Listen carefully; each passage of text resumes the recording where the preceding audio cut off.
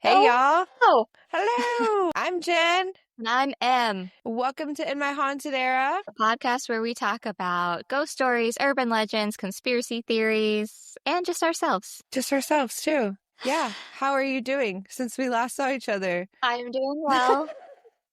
30 minutes ago. Minutes ago, in that 30 minutes, I had an AC issue. Oh, no. Yeah. So, it's getting warmer in Texas. It was like 93 yesterday. Today wasn't Was as I it was like, really? oh yeah, dude, 93 was the high yesterday. I was at work or sleeping and then at work. Oh, So I don't really know the weather. it was hot. Today wasn't as bad. It was Damn. like 88. Oh, that's But nice. if your AC stops working in Texas when it starts getting hot, it starts to get concerning. Oh, It's an emergency. yeah. But my husband's on it. I was like, That's babe, good. you got to be on it. I'm We gotta be on I'm it. tagging out. So Tag it out. Yeah. This is on you, boo. Figure it out. Well, I hopefully it know. starts working whilst we're doing this and it I will hope be so. less balmy. I have total faith in I believe in Steven. him. Maybe he'll do witchcraft to I know. make it work. Do You can make a another pentagon. a penta. Oh, I was going to tell you. Okay, so we went to this cool thing when I was in London. Uh-huh. And I remember I told you about Kevin's friend that you know or you've met, Tanner. Tanner. We hung out with him so much. That's awesome. He is so funny and so cool. We had the best time. But he works for, I don't really know what his job roles are, but he works for this place called the Moonshine Saloon. And it's an immersive theater experience. Oof. And at first, I thought it was just a play we were going to. And then Kevin was like, no, it's an immersive thing. And I was like, oh, that's not in my comfort zone because I don't do that. Let me fucking tell you. We went to two of them. One was called Alcatraz. It was prison themed. You wear jumpsuits. Oh, I saw you post You saw on the Instagram pictures, about yeah. that. Yeah. You wear jumpsuits and the guards help you smuggle your alcohol in. And then they make these fancy cocktails. You bring a bottle of liquor, whatever your choice. Tanner brought absinthe. That was his fucking choice. That's what he had. So you bring an unopened bottle of liquor.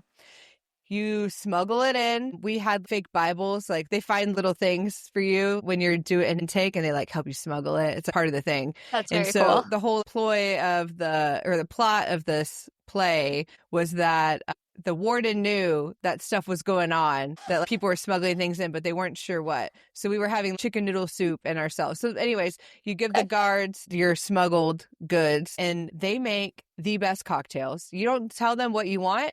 Like you just give them the booze. They give you 4 cocktails during this hour and a half period. And then they give you the booze back to take home. Oh. But I'm telling you, even without the booze, I got so into it.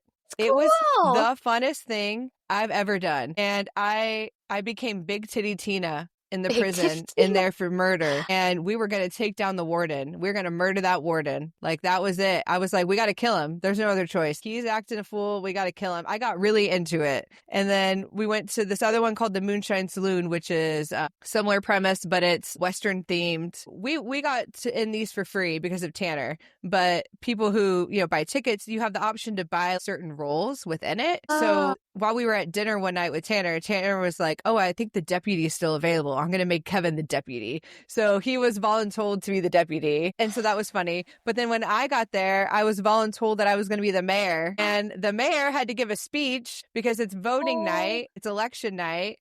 And the girl whose family owned the saloon, she was really proud that they were able to be a place where you vote this time. This is like set in like the 1800s, right? Like Wild Wild West. I think it's not really Wild Wild West. It was set in like Kansas in this time period. But okay. West enough. Yeah. And so I had to give a speech. I thankfully won. I was very proud. Oh, that's great. I'm the mayor of the Moonshine Saloon, but it was the most fun thing I have done. Like, it was probably my favorite thing we did in London. That is like so unrelated to London, but it was just the coolest thing that we did. And me and Kevin were talking and he's like, you should look into doing some improv classes since you enjoyed it so much. And that scares me to death. But I know that there's a lot of applications for improv, just outside of acting. It can just 100%. help you just generally in interactions with people and so whatever. A couple of things. What is the company called in London if listeners want to go? Okay, so I don't know what the overall company is called, but look up Alcatraz, Alcotraz. That's one of them. And then Moonshine Saloon is the other one we went to. Okay. And they have these all over the UK. They're not just in London. But now I'm really interested in doing an improv class and getting out of my comfort zone like that. Well, I was going to tell you, second thing, a Western cocktail experience. Yes. Okay. Very cool. It's so cool. If you're in the UK and you want to go support some theater and friends and have a good time, Moonshine Saloon. It's a great, fun night out that's out of the norm. I love it. And then second thing I was going to tell you, if you're interested in improv, Steven is a member of Stomping Ground Theater. Okay. And this is in Dallas, Texas. Okay. And it's a wonderful nonprofit that focuses on improv for just different things. So they have an improv for anxiety class. Oh. And people who sign up and take that class do have anxiety. It's something that they identify with. And it's just a very safe space to be around other anxious humans. Yeah. Do improv and learn from that and grow from that. They also have improv for caregivers. So if you are a caregiver and, Steven did a class that was caring for people with dementia, I think. And so that was interesting. Yeah. And so they offer a lot, but if improv is something you want to start doing and you want to ease into it, improv for anxiety is a great one to do. Okay, I'm going to look into that because I am also an anxious butterfly, and I get that could be really fun. And improv is scary. It's scary. It is so scary, but it was so much fun getting into some kind of character. Yeah, dude. It just happened. Not that I ever want to do acting of any kind, but the improv aspect of it was so much fun. And I also think it would help with the podcast and stuff too. Improv is amazing. I keep trying to get, the city I work for is super into it, but a wellness thing of having a team building improv class. So that's cool. Because they'll also do a Stomping Ground in Dallas. Great nonprofit. But they will send instructors out to do business, I don't even know what it's called. Yeah. Conventions or team building stuff. Group things. Yeah. Yeah. So I was everyone needs to do improv. Because I'll tell you what, I work in HR and I'm always hire the theater kid, do improv. You will not be disappointed. You won't be sorry. Yeah. Okay. Well, that's good. I'm glad I brought that up because I have been thinking about it. But also, side note, we need to get something like this going in Dallas. Okay. We're down. I don't know what theme it would be, but we need to get with Em and Steven because they would be perfect. Oh, yeah. All over that. There's nothing like that here in DFW. But at least not that I've heard of. The mixing of the cocktails and stuff. That's a very cool thing to do. Yeah. And to offer. And I don't know how that...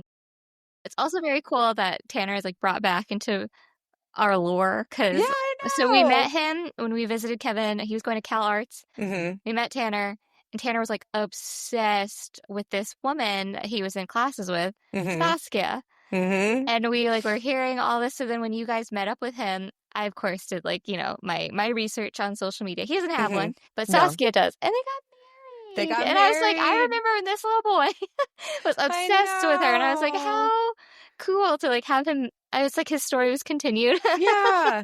I met Saskia's sister. Oh my God. She was in the Moonshine Saloon. She was the one that owned... It's cool. So is her sister younger or older? I think she's younger. Okay. I want to say she's younger. That is so cool. I didn't know that she had... Well, one, I don't know too much about Saskia. I didn't know she had a sister. I also didn't know that she had family living over there with them. So that's just so cool. I know, right? Yeah, I didn't actually get to meet Saskia, so I was sad because she was doing a theater traveling thing where they teach something. I don't really know. I just remember her being absolutely beautiful. That's all. Everything I've heard about her is that she's stunning. Yeah, and fairy. Yeah, that's what I've heard. So I'm glad I didn't meet her because if she didn't live up to that, I would have been disappointed. That is so cool. Yeah, Thank you for sharing. Okay, so what are you talking about today? I am talking about the Mount Hope Cemetery in Bangor, Maine. Oh, I've heard of that cemetery. Have you seen Pet Cemetery? No. Or have you read the book? I have heard of the book. I haven't read it, though. This is a cemetery based on that book, and we'll talk about it. Okay. What are you Okay, so I'm talking about the Delhi Purple Sapphire. Ooh. Yeah, we've got an object today. And I almost went to go see it because it's in London at what museum? It's at a museum in London. Oh, the Natural History Museum in London. Okay. The day we ended up spending with Tanner because they live on a houseboat in London. So cool. So it was so cool. But we were going to go to museums that day, but we decided obviously we'd rather hang out with Tanner than go see some old shit in a room that the British Empire stole from other people, you know? Classic. So, you know, just imperialism shit. So we decided not to, but I really wanted to go to this museum just to see this item because I'm going to be talking about it. Okay. But yeah, so the Delhi Purple Sapphire's tale begins during one of the bloodiest chapters of British colonial history, the Indian Rebellion of 1857, also known as the Sepoy Mutiny or India's First War of Independence. This was a massive uprising against British rule, marked by intense violence, siege, and looting. During the chaos, British soldiers looted temples, palaces, and treasuries, seizing artifacts and treasures, as they do. Among these was an amethyst. It's actually not a sapphire. More on that misnomer later. Taken from a temple in Kanpur, in the Indian state of I didn't look. I forgot to look. I looked all this up when I wrote this a month ago. Uttar Pradesh, dedicated to Indra, the Hindu god of war, weather, and thunderstorms. Ooh. Indra was associated with power, revenge, and divine retribution, making the desecration of his temple a particularly bold and ominous transgression. The gem was brought back to England by Colonel W. Ferris, an officer of the Bengal Cavalry. This was a prestigious position within the British East India Company, but Ferris's life took a sharp nosedive after he acquired the stone. Soon after its arrival, Ferris and his family began experiencing a string of misfortunes, almost as if they had brought Indra's wrath with them. Ooh. So the first thing that happened, or not first thing, but one of the many things that happened was financial collapse. After returning from India, Ferris's financial fortunes rapidly declined. Despite his rank, he reportedly lost large amounts of money through bad investments, failed business ventures, or unexplained expenses. Some accounts suggest debts mounted quickly, leading to distress and humiliation in polite society. Fate nearly worse than death for a Victorian gentleman. Oh, Ferris's yeah, 'cause family... you have to live through it. Dude, right? You have to live.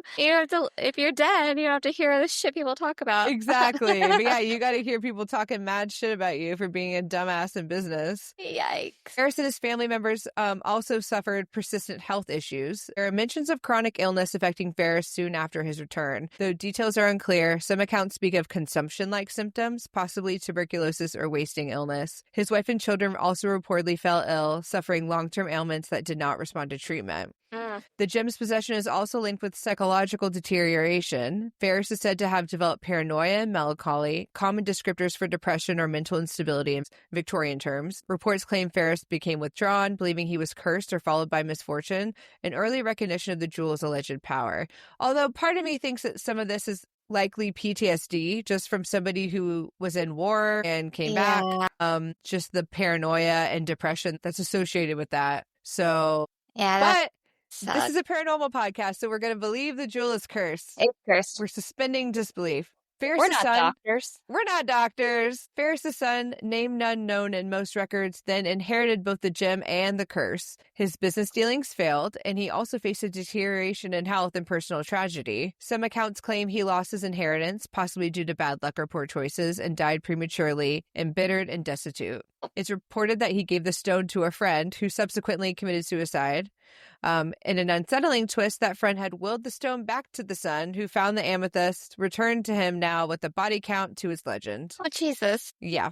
It's speculated that he sold or passed the gem off in desperation, which may explain how it landed in the hands of the jewel's next infamous owner, Edward Heron Allen. Heron Allen was a British polymath, a man of science, literature, music, and the occult. Heron Allen was fascinated by the mystical properties of objects, and he was drawn to the gem either by curiosity or fate. Upon acquiring the amethyst, his life took a dark turn. He claimed it brought him a series of devastating events, including personal betrayals, health issues, and an overwhelming sense of dread. He loaned the gem to friends, hoping they'd have better luck, or maybe just to get it out of his house. Oh, what a bitch. I know. And they, too, were met with catastrophe. What? That's so mean to put that on somebody else. I looked it up because I wanted to see what it looked like. Yeah. It's interesting looking. Right? And I'm like, it's pretty, but it looks, it doesn't look rude. I know. If that's what you get for stealing it. You give it to a friend. Yeah, for real. At least so give a disclaimer like, hey, you can have this, but shit's been fucked up with it. Maybe he did it in good faith of, hey, I'm getting weird vibes. Let's see if you get weird vibes. Yeah. So you are? So sorry. It's yours now. Oh, yeah. My finders keepers. You're stuck with it. So one friend who he had loaned the gem to, a singer, lost her voice forever after wearing it. Another suffered severe illness and never recovered. Oh my God. I know. Actually, big shit happened. The singer lost her voice? forever. I know. Heron Allen became so convinced of its malevolence that he encased it in multiple boxes, nesting doll style, then sealed it in a bank vault. He wrote a warning letter, which I shall read now. Yeah.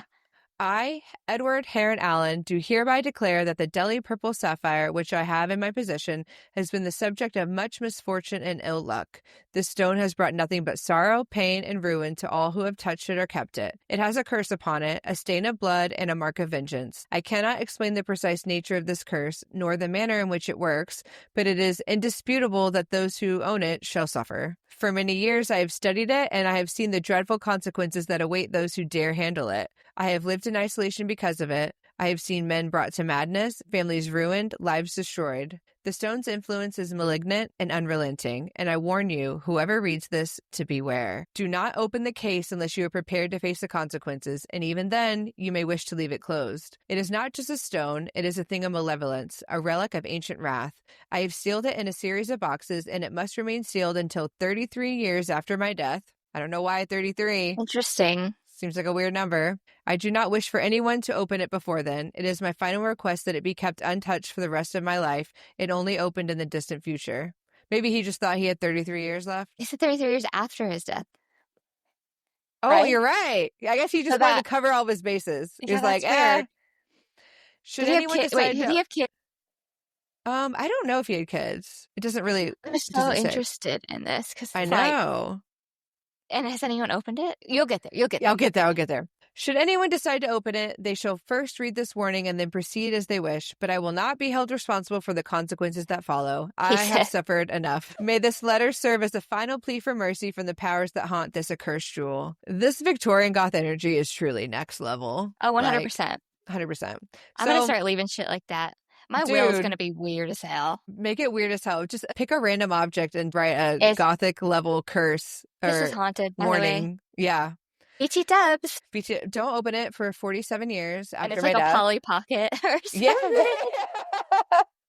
Like something that doesn't seem like it would be haunted completely innocuous. At all. Yeah. It's like a toothbrush. This is it. This caused so much destruction in my life. The cavities that ensued. It's ruined lives. It's ruined lives. So Heron Allen, in his personal accounts and letters, emphasized Ferris's downfall as the genesis of the curse. He referenced Ferris's life as a cautionary tale of colonial greed and divine retribution, which I agree with. Mm-hmm. Like, you guys stole that shit, so you should get what's coming to you, in my opinion. He also believed the desecration of Indra's temple had invoked a karmic punishment that latched onto Ferris and his bloodline. I could see that. I see that too. It's just like any curse.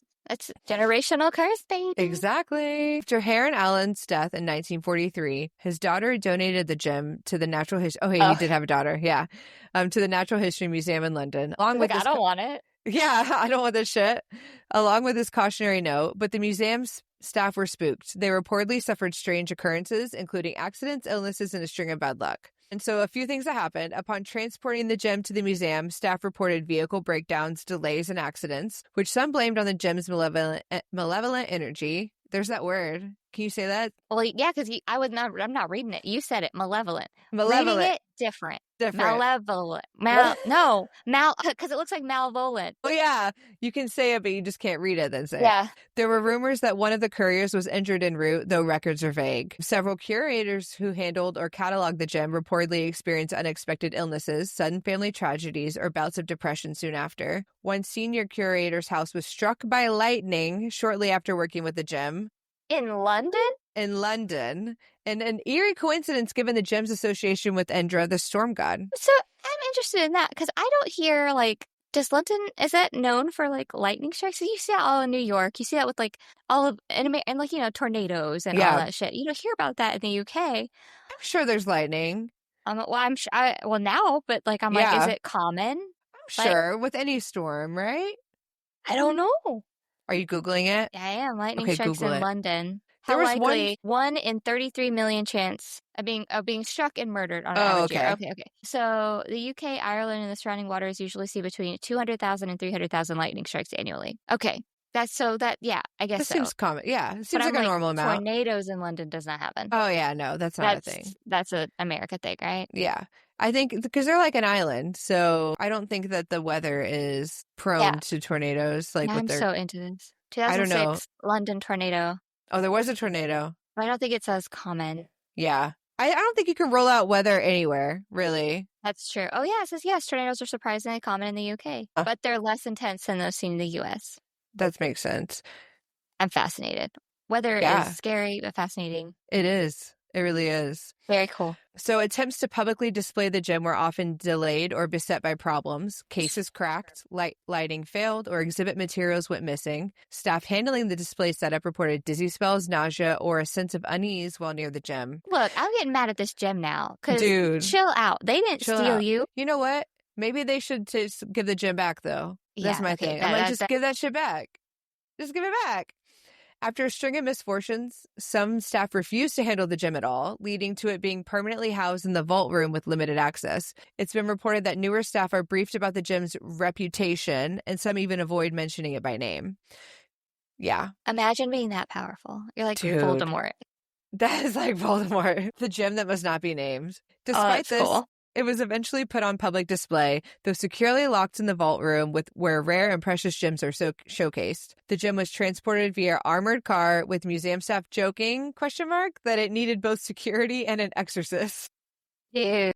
Yeah. While the Natural History Museum is not known for paranormal claims, some night staff and security have reported cold spots near the gem's display case, flickering lights in the vault room, a sense of being watched, or sudden overwhelming dread. One anecdote tells of a museum worker quitting suddenly after being assigned to the vault room and claiming the gem had spoken to him. Absolutely not. Yeah.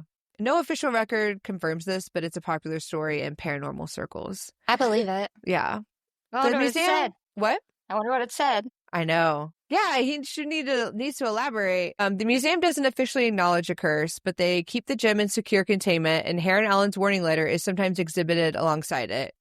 Sometimes. I know, right? In interviews, some curators refer to it with nervous humor, calling it our little troublemaker or the gem with a grudge. So here are some actual facts about the stone. It was called a sapphire due to a Victorian-era misunderstanding, or likely a marketing ploy, as sapphire sounded fancier. But it is actually an amethyst, which is of a violet variety of quartz. The sapphire is deep purple with a luminescent glow under light. The cut is an oval cabochon. Cabochon, Cabochon.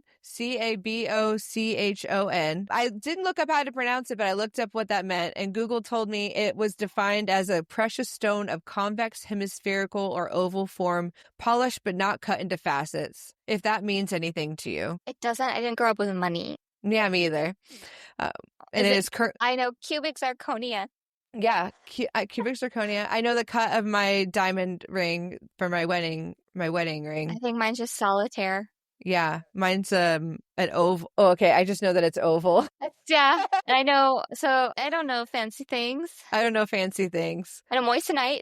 It's lab. A moissanite. Yeah. Lab diamond. Real diamond. Ruby. Real diamond. Pearl, blood diamond. Sapphire. Yeah. Sapphire. Oval. Solitaire. Yeah. Not triangle. Teardrop. We're classy as fuck. So it is currently located in the vault room of the Natural History Museum in London, and that is the Delhi Purple Sapphire. The vault room. So do they have a lot of stuff? Okay. Well, yeah, they have a bunch of other gems and stuff. Precious gems and whatnot. What is it? Natural History Museum? Natural. Is that the word you forgot? Yeah. I was like, London. What is the word? National? Kill me. I believe in you. Okay, the Vault Gallery. Oh, okay. So they have a ton of stones and... Yeah. Sure, except all cookies. I don't know what a cookie is. That comes up on every website. I'm just like, yeah, I mean, whatever that is, sure, you can have them. I didn't bake them. They're not fresh baked, but you can have them. My cookies are crazy. The cookies are crazy. They're crazy. That is very, very cool. I know, right? Now I want to see it. Yeah. What an interesting story. I know. It has. I want to be so powerful that they have to put me in multiple boxes. Mm-hmm. And yeah, even then, when they bury me get through. Yeah, I want to be buried nesting doll style. For real. And I want chains around my box. I want them to be scared. Yeah. I want anyone to walk over my grave. I want them to be so scared they don't even look at my grave. And then I have my encased Polly Pocket with the note that says, exactly. This ruined everyone's life. That case. This Polly Pocket is evil. She will ruin your life. Definitely don't chew on the shoes or the Don't dresses. chew on the shoes. You will choke. We will die. Oh my God.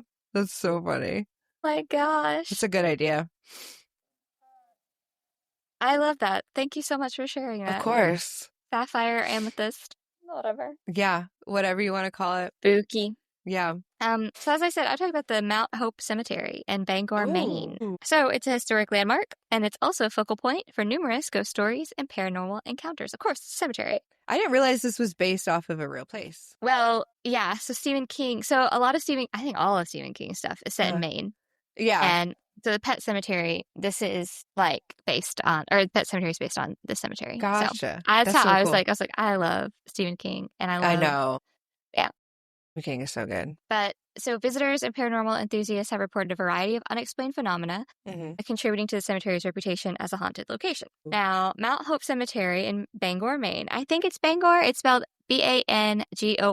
That sounds right. So if it wasn't Bangor and it's like Bangor, like it should be an E, but I don't know. Northerners say stuff differently. I told you about Mamaroneck, New York. It looks like Mamaroneck.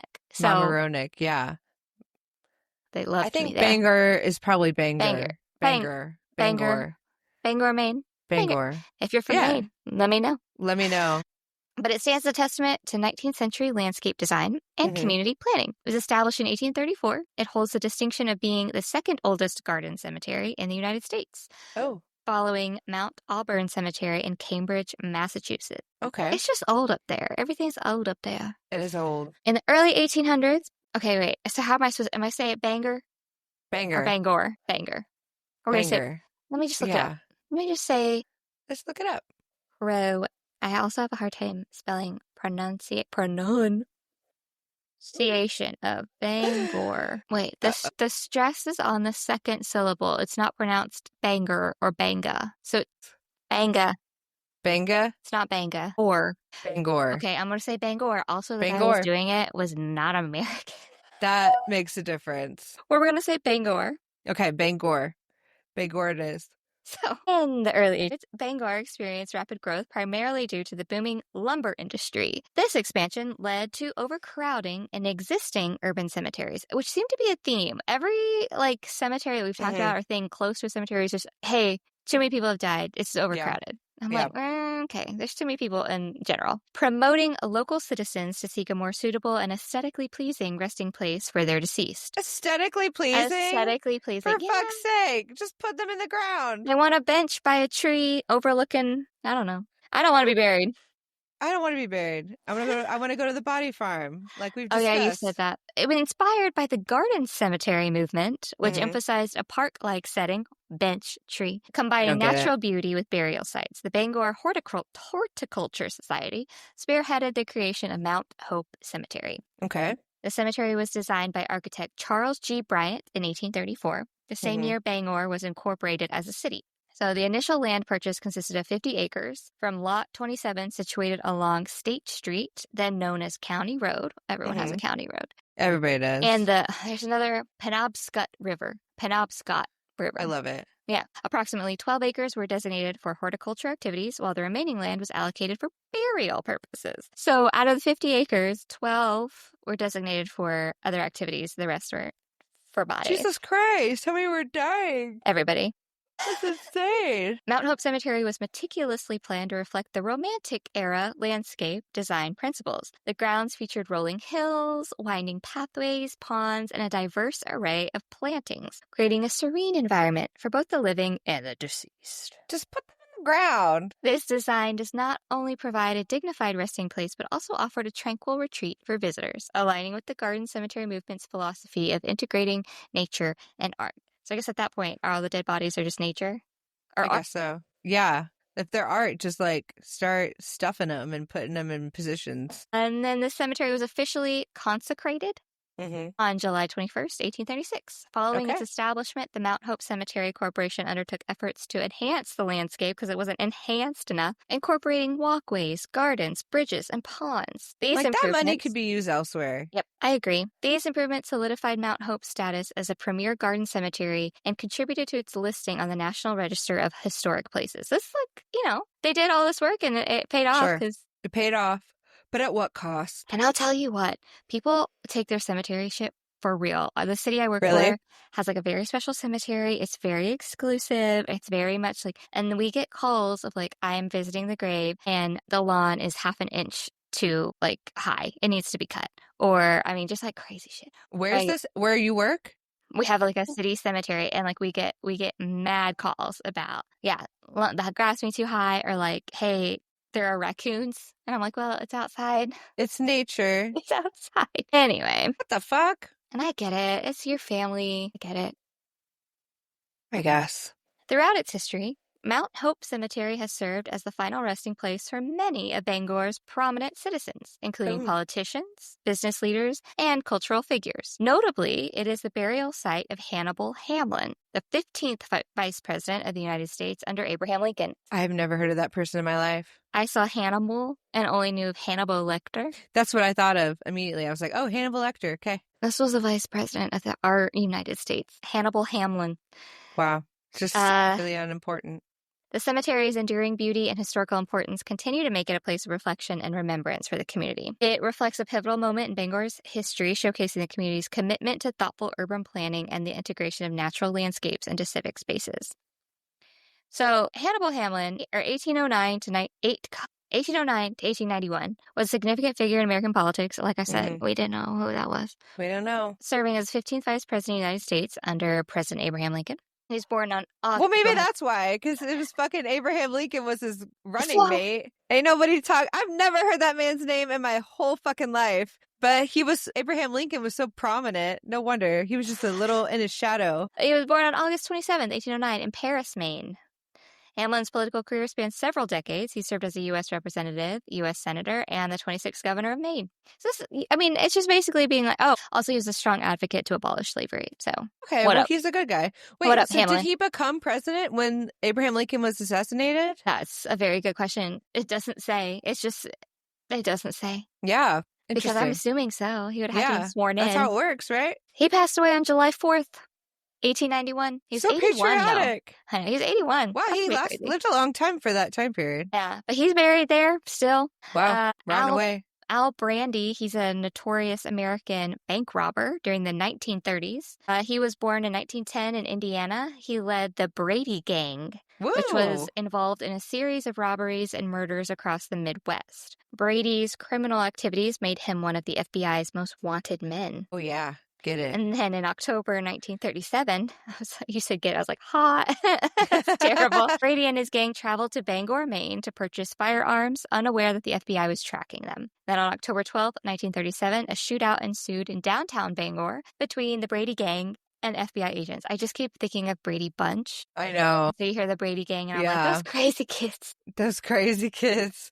But Al Brady was killed in this confrontation, with reports indicating that he was shot multiple times, resulting in a gruesome death. His body was initially unclaimed and was buried in a pauper's grave in Mount Hope Cemetery in Bangor. So, like I said earlier, renowned author Stephen King, all hail the king, a longtime resident of Bangor. Oh, so he was a resident of Bangor. Oh, God, he's going to get mad if he listens to this and knows I'm saying it wrong. Oh, no. We're so sorry, Stephen King. That's okay, Stephen King. Tell me, talk to me. Yeah. He has a well-documented connection to Mount Hope Cemetery. He frequented the cemetery for inspiration, reportedly borrowing names from headstones for his characters, such as Carrie and Georgie. Wow. I know. This practice has led some to speculate that the spirits of those individuals may have been disturbed, contributing to the paranormal activity reported. Moreover, the cemetery served as a filming location for the 1989 adaptation of King's novel Pet Cemetery, further entwining its identity with haunting narrative. Yeah. Two notable figures interred there are Joseph Marie Junin and Rufus Dwindle, both of whom have stories marked by mystery and controversy. They are old. Yeah. Joseph Marie Junin, 1759 to 1791. Old as hell. That is old. Born in La Rochelle, France. That's not how you say it. I like it. La Rochelle, France. It sounds fancy. Joseph Marie Junin ventured to America and became one of the first European settlers in the Bangor area. He was a French merchant, trapper, and trader who established himself along the Penobscot River. Massachusetts names, or Maine names. During the American Revolutionary War, Junin was suspected of acting as a British agent, using his influence with Native American tribes to incite unrest among American revolutionaries. Interesting. This suspicion was noted in historical records through concrete evidence. And then on February 18th, 1791, Junin was found murdered in his cabin, having been shot in the head. His nephew, Louis Parano, it's French, so it's definitely not Parano, was present at the time and claimed that Penobscot tribesmen were responsible. However, investigations revealed no evidence of Native American involvement, and suspicion fell on Parano. Despite being arrested, he was acquitted due to lack of concrete evidence. This incident remains Bangor's oldest unsolved murder, contributing to Junin's enduring ghostly legend. Interesting. And then Rufus Dwindle, 1804 to 1869. Rufus Dwindle, I'm 12 years old, was a prominent Bangor businessman known for a significant role in the lumber industry. He served as mayor of Bangor and was noted for his gregarious personality. Despite his social prominence, Dwindle never married, though he was often pursued by mothers seeking suitors for their daughters. Oh my God. In April, maybe he was gay. Maybe he was gay. In April 1861, Dwindle was among a group of Bangor businessmen who organized a mob to attack the offices of the Bangor Democrat newspaper. The editor, Marcellus Emery, was a supporter of states' rights, and the mob sought to suppress his views. The group destroyed the printing presses and burned the office furnishings. Wow. Dwindle's involvement in this event highlights his influential and assertive character. Upon his death in 1869, Dwindle's will revealed a generous nature, as he bequeathed more money and gifts than his estate could cover. His sarcophagus in Mount Hope Cemetery stands as a testament to his prominence in Bangor's history. The tales of Junin and Dwindle add layers of intrigue to Mount Hope Cemetery, intertwining themes of mystery, social dynamics, and the complexities of human nature. One of the most commonly reported experiences in Mount Hope Cemetery involves sightings of shadowy figures and apparitions. Visitors have described encountering distinct shapes moving among the tombstones, especially during the twilight hours. These figures are often perceived peripherally, disappearing when directly observed, leading to an unsettling sense of being watched. Some accounts detail full-bodied apparitions dressed in period clothing, suggesting they may be the spirits of individuals buried within the cemetery. Oh my gosh. Old-timey.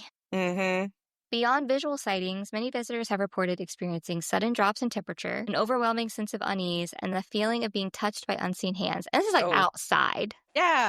Like, there's a lot of space here. You don't gotta come fuck with me. Unexplained sounds such as disembodied whispers, footsteps, and distant cries have also been documented. These auditory phenomena often occur in areas of the cemetery associated with tragic histories, amplifying the eerie atmosphere. So, paranormal investigators have been drawn to Hope Cemetery, to explore these mysterious occurrences. And in a video tour of the cemetery, investigators captured footage of what they believe to be a paranormal activity over a 2-year period. The video showcases unexplained lights, shadowy figures, and electronic voice phenomena, EVP. Where voices are heard on recordings that were not audible at the time of filming. And there's a YouTube video about it, too. I didn't hear anything, though, so I don't know. Additionally, during the Bangor Historical Society's Dark Mount Hope Cemetery tour, participants have reported personal encounters with the supernatural. These guided tours, held annually, delve into the darker history of the cemetery, sharing stories of those interred and the mysterious events associated with their lives and deaths. Oh my gosh. Attendees have recounted feeling being watched, sudden chills, and even glimpses of unexplained figures during these nighttime tours. Ooh. So, all in all, dream. The ghost stories and paranormal tales associated with Mount Hope Cemetery add a layer of mystique to this historic site. Whether one is skeptic or a believer, the accounts of apparitions, eerie sensations, and unexplained phenomena contribute to the enduring allure of Mount Hope Cemetery as a place where history and the supernatural intertwine. Ooh. And I just think it's so. So I looked up the tour. They do it annually in October. Okay. Nothing was put up for this year. It was still like last year's. Yeah. But I was like, how fun would that be? And I don't know. You hear it's like the normal stuff about a cemetery. and it's so weird to me to be like, they like meant this place to be so beautiful and picturesque, and I don't know, it just seems so weird. It's like what my dad says, putting lipstick on a pig. Yeah, no, right? It literally is. And I'm like, you tried so hard to make this a place of like peace and tranquility, and people are just dead. They're dead and they're mad, and they're just haunting. And they're mad, yeah. And you don't know, you can't control who's going to be buried there in terms of like if they had malicious intent in life, and carried that to death. The criminal, what was his name? The Brady gang. Mm-hmm. Yeah, exactly. Like, who knew that he'd be buried there? Yeah. And would carry all that negativity into this beautiful space. That's why you don't make it pretty. Like, just fucking let the weeds grow. Yeah. Maybe not the weeds. I don't know. But just don't worry about mowing it. Like, let's be real. You better be worried people can call if it's not mowed. That is so funny. I just, like, I mean, I have grandparents buried in cemeteries, but, like, I can't imagine going to their cemetery and being like... with a ruler? Yeah. Like, that's not what I'm here for. And so fucking what? Literally, so what? Like, these people need a hobby. They do.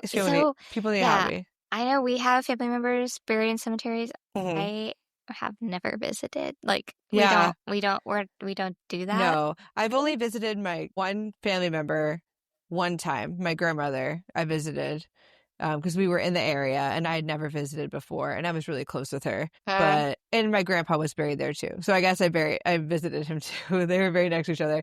But before that, my grandpa had been dead for like almost a decade. I'd never gone prior to her death. So I mean, like, we don't go. That's not what our family does either. We don't really make treks to visit them. I'm not saying that it's not saying that we shouldn't. Like, yeah, it's special for some. Like, I think I went to the Hollywood Cemetery where I don't know anyone who's buried there. A cemetery where I have family. Yeah, exactly. I mean, maybe if it was more immediate, I don't know. And the cemetery that they're buried in is a few hours from here too, so I think that really contributes to it. Yeah, that's another reason why I don't want to be buried, because I'm like, you're gonna move away. You're gonna move away. Just cremate me and take me with you, or just put me somewhere. I almost died in Scotland. We were in this place called the Fairy Glen on the Isle of Skye. And there's this little rock, not little, but it's kind of a large rock formation. It's called Castle Junin because it looks like ruins of a castle, basically. Okay. So you can climb up there. It looks like there's stairs up to the middle of it, and you can kind of climb up, but it's just the way the rocks are. So I climbed up to the top as high as I could go, and Kevin took some pictures, and then I was walking back down so Kevin could walk up and I could take pictures of him. Yeah. And I tripped on a shoelace, and this is already like, I don't know, 10 to 15 feet up above the ground, and it's like kind of a narrow walkway. Oh my God. And so I tripped going down and like see my life flash before my eyes, but I'm not panicked because I'm like, if I'm going to die anywhere, how I die in the fucking Fairy Glen in the Isle of, like, there's no hospital. I mean, there's a hospital in the Isle of Skye, but we saw banners in the little town that said save the hospital. So I don't think they're going to be providing any life-saving care for a head injury from a rock fall. They're going to get rid of the hospital? I know. I was like, what? I think you guys need that on this island. The mainland is far away. Yeah. So I don't think their emergency care is very good. I would have definitely died there. And I would not have been mad about that. I told Kevin, I was like, if I had died and you took my body back to the United States, I would have haunted you so hard. Like, leave me in fucking Scotland, in the most beautiful place I've ever been. For the love of God, don't you fucking dare take me back. That was interesting. It was so cool. I didn't realize Pet Cemetery was based off of an actual cemetery. And they filmed there. Yeah, that's so cool. I love hearing that lore. I love Stephen King. I know. What a badass. He is such a badass. His son has written some books, and his son has written my favorite horror book. Yeah, his name is Joe Hill, or that's his author name. And The Heart-Shaped Box is a book I highly recommend. It was so good. It's a scary book. But yeah, that's one of my favorite horror novels. It was interesting. 10 out of 10 recommend. 5-star review on Goodreads or whatever app we're using now. Oh, he wrote Lock and Key. He wrote Nosferatu. He wrote a book like that. I haven't seen that movie, but I don't think that's what the movie is based off of. I think the movie is just based off the general myth of Nosferatu, but he has a book called Nosferatu. That's based on the myth, I guess, as well. That's very cool. Yeah. All right. Well, thank you guys for listening. Yeah. If you want to listen more, and we'd love if you did, please make sure you are subscribed to us on whatever platform you're listening on. And like and subscribe us on YouTube if you'd like to see the full video version so you can see our lovely faces. Okay. And if there's something you want us to cover, let us know, either a DM or an email. You can email us your personal ghost stories and we'll read them. Our email is inmyhauntederapod@gmail.com. Yeah. And we're at inmyhauntedera on Instagram and TikTok. Yeah. Reach out. Reach out. Let us know. Send us your ghost stories. We'll read them on a future episode. We're just waiting to gather enough of them. And yeah, we will see you next time and we'll haunt you later.